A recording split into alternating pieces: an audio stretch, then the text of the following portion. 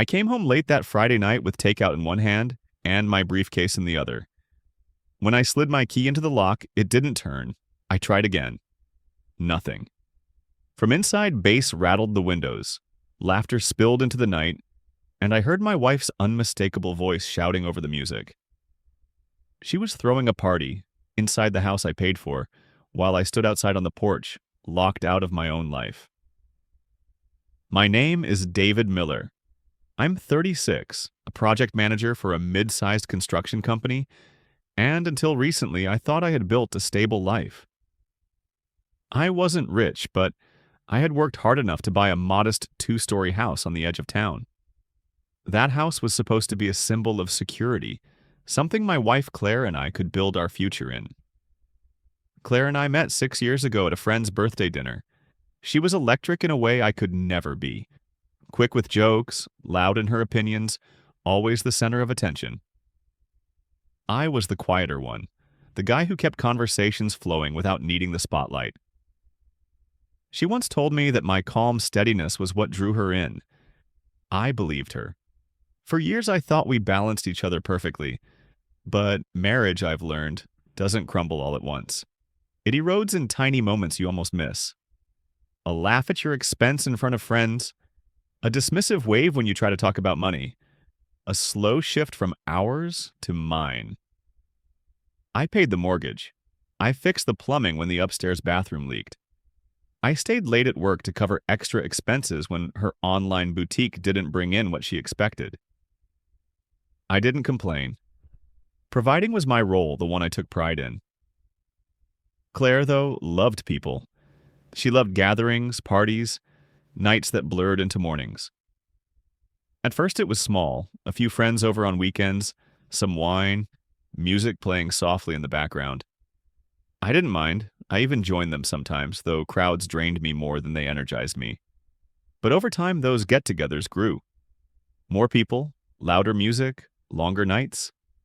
And me? I became less a participant and more an obstacle. She started planning parties without asking me. She told me once, "This house is perfect for entertaining." "You should be happy I make it lively," I laughed it off, told myself it was harmless. But then the credit card bills began to swell with charges for cases of wine, catering, new furniture, to impress guests. I confronted her once about the money. She rolled her eyes. "You make good money, David." "Why are you acting like it's such a big deal?" Maybe that was the first real crack. Not the parties, not the music, but the realization that she didn't see me as a partner, just as the quiet wallet behind her good time. So when I stood on that porch, key useless in the lock, listening to my wife and her friends laugh in the house I worked years to secure, something inside me shifted.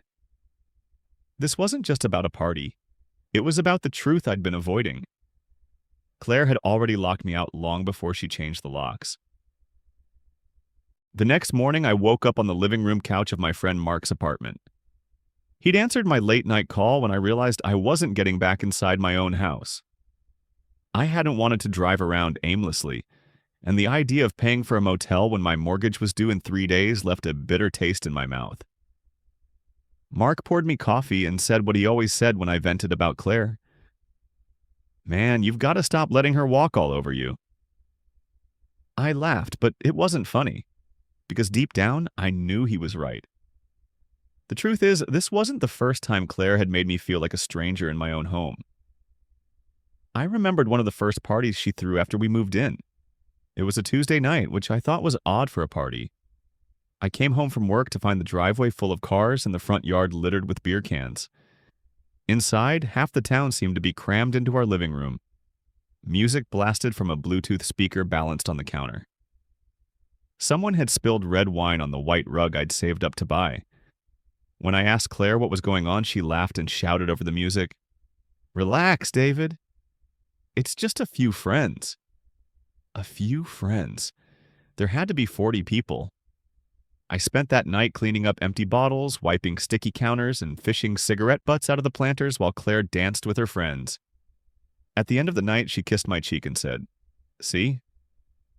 Isn't it nice to have a lively home?" Another time I tried to set boundaries. I told her I wanted advance notice before she invited people over, at least so I could prepare or decide to go stay at Mark's. She nodded, smiled, said she understood. Then, 2 days later, I came home to a dozen people sprawled on our couch watching a movie on the big TV I'd bought. When I reminded her of our conversation, she shrugged and said, "Oh, I didn't think it counted if it was just a movie night." It was always something. When the credit card bill spiked to nearly $4,000 in 1 month, I sat her down at the kitchen table. I had printed the statement, highlighted the charges, cases of wine, trays of hors d'oeuvres, delivery fees from fancy restaurants. "Claire, this is out of control," I said. "We can't afford this." She leaned back in her chair, swirling a glass of wine she'd poured before I even got my shoes off. "David, you worry too much. I'm building a community. These people love us. They'll remember our generosity." I remember staring at her then, realizing she wasn't talking about us. She was talking about her. So when she changed the locks, it wasn't out of nowhere. It was the culmination of 100 small moments where she reminded me the house wasn't mine.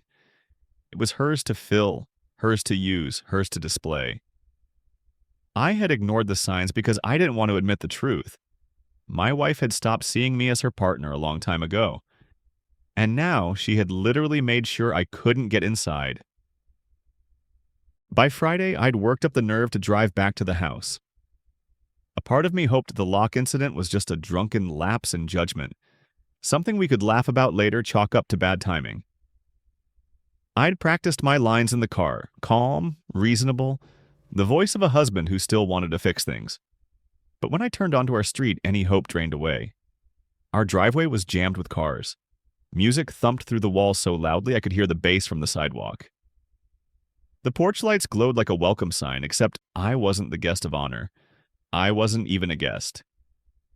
I parked across the street and sat there for a moment, watching silhouettes moving through the curtains. Laughter spilled out when someone opened the front door. The house looked alive, buzzing, and once again, it was alive without me. I walked up anyway. My key didn't fit. The lock had been changed, like I already knew. I knocked. A girl in her 20s I'd never seen before answered. She was holding a cocktail in one hand and a cigarette in the other. Can I help you?"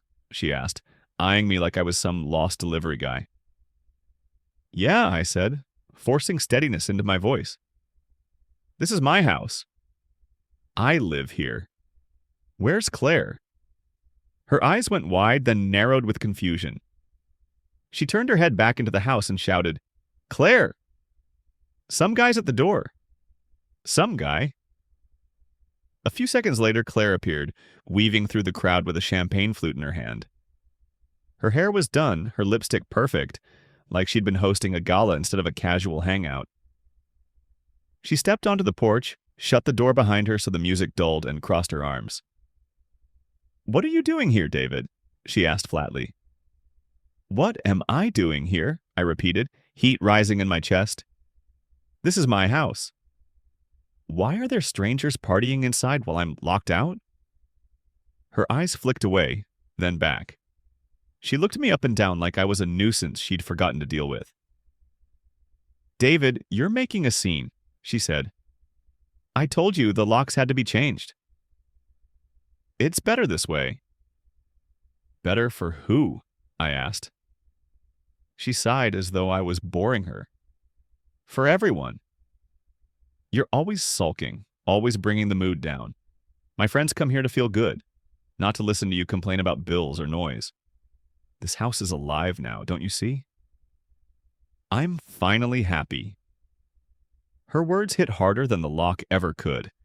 Behind her, I could hear voices laughing, glasses clinking. People were toasting, celebrating, as though my absence wasn't just tolerated but preferred.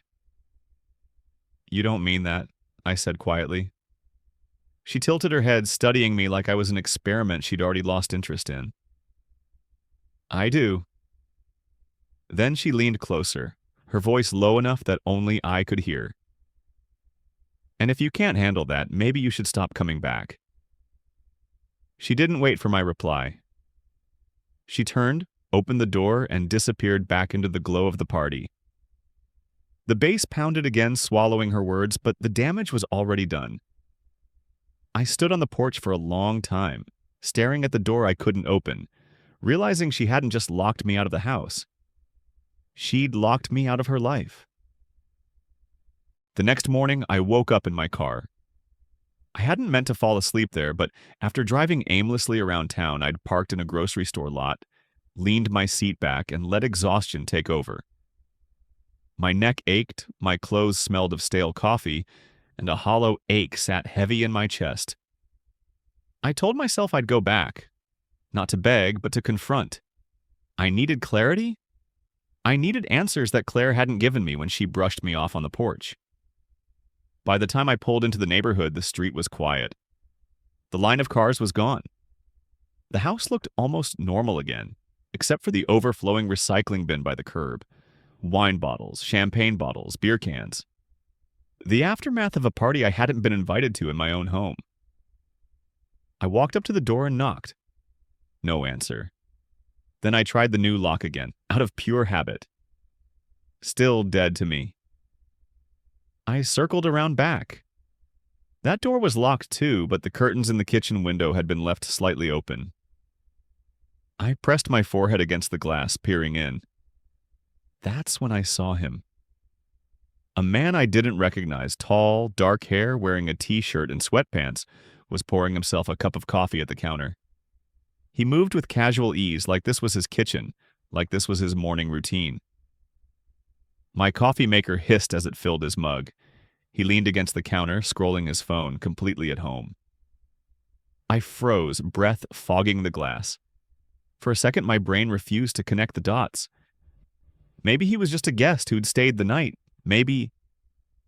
But then Claire walked in, barefoot, hair loose around her shoulders, wearing one of my shirts. She smiled at him. Not the polite smile she used to give coworkers. Not the tired one she sometimes gave me after a long day. No, this was the kind of smile you can't fake. The kind that says, "You're mine, and I'm yours." She kissed him. Quick, familiar. The kind of kiss that didn't need thought because it had already happened 100 times before.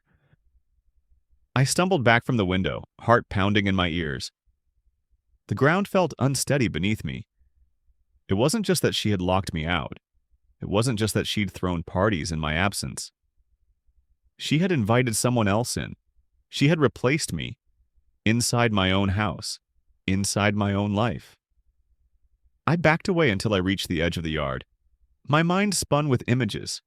The locks, the porch confrontation, her words about being finally happy. All of it suddenly fit into place with devastating clarity. The worst part wasn't even the betrayal itself. It was the calmness of it.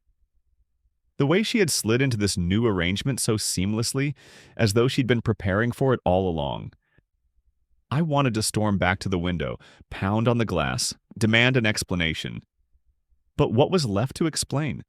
The scene before me said everything. Instead, I walked to my car, sat down, and gripped the steering wheel until my knuckles went white. My reflection in the rearview mirror looked like a stranger. Tired eyes, clenched jaw, a man who'd been erased from his own story. And for the first time, the thought crept in. Maybe she never wanted me back inside at all. I didn't go back to the house that day. Or the day after. Instead, I stayed in a cheap motel off the highway. One of those places where the curtains never quite close, the air smells faintly of bleach, and the Wi-Fi barely works. It wasn't glamorous, but it was anonymous, and anonymity felt safer than going home to watch another stranger sip coffee in my kitchen. At first I thought maybe Claire would call. Maybe she'd realize I'd seen her. Maybe she'd at least try to justify what she'd done. But my phone stayed silent. The silence itself became an answer, louder than any argument, heavier than any excuse.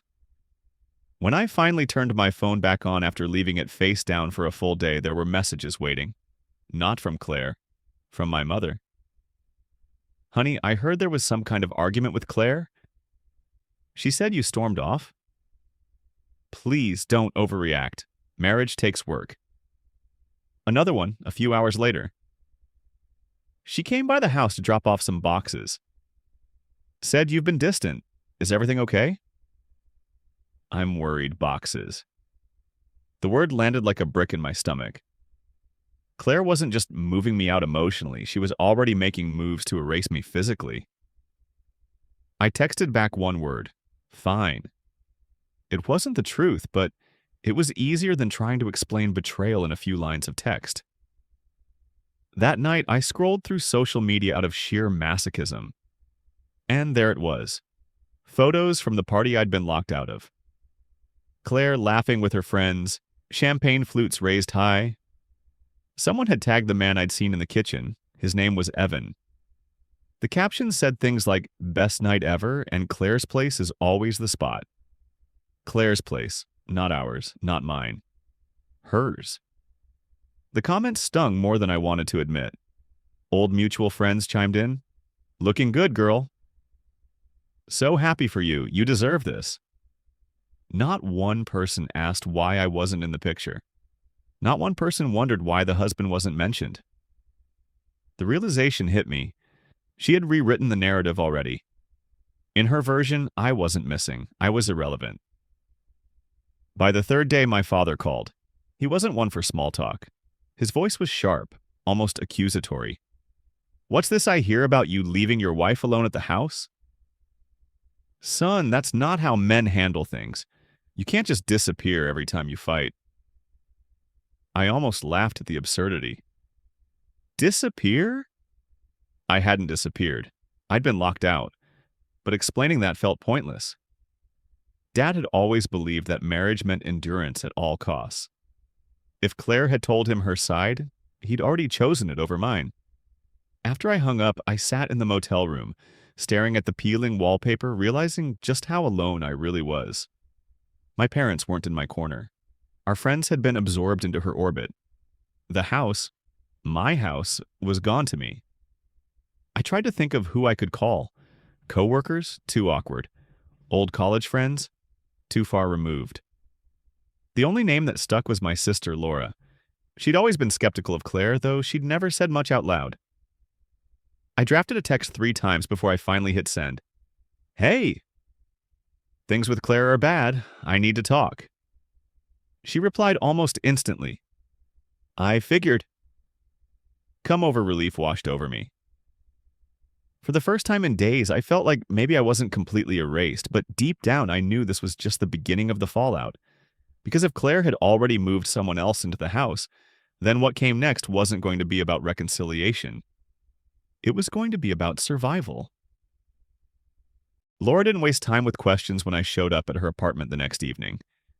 She just let me in, handed me a mug of tea, and sat quietly across from me until I found the words. She locked me out, I finally said. Change the locks. Had a party with her friends? And some guy? Laura's face didn't even register surprise. Just a slow, resigned shake of her head. I knew something was off the last few months, she said softly. The way she'd dodge questions at dinner or talk about the house like it was just hers. I didn't want to push you, but I guess I should have. The words stuck in my throat. I'd been so sure I'd built a life, a foundation with Claire. And now my sister was confirming what my gut had already told me. That foundation had been cracked for a long time. I don't even know what to do, I admitted. Do I confront her? Pack my things? Lawyer up? Laura sipped her tea. You already know what you have to do. The only choice left is whether you're going to let her burn you down in the process. Her words sat heavy in the room, undeniable. The next day I drove to the house.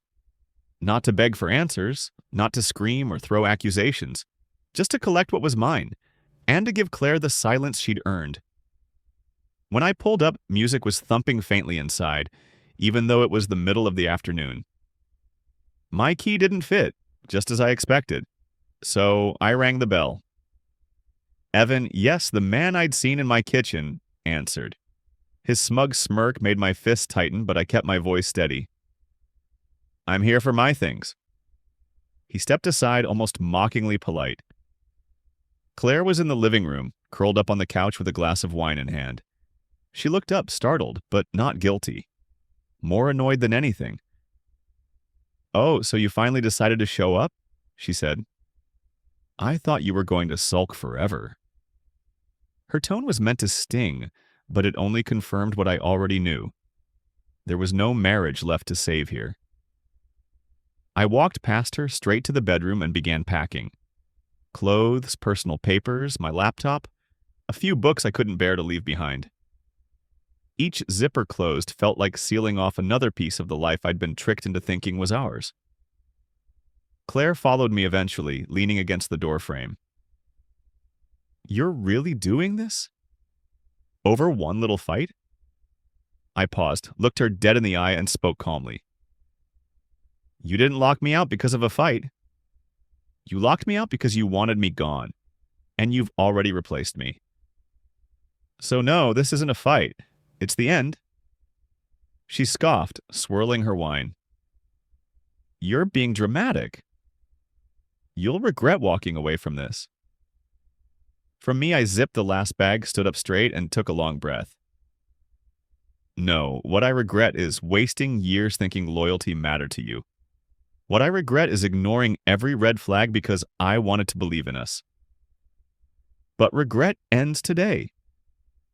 I lifted my bags, walked past her without another glance, and stepped out into the fresh air.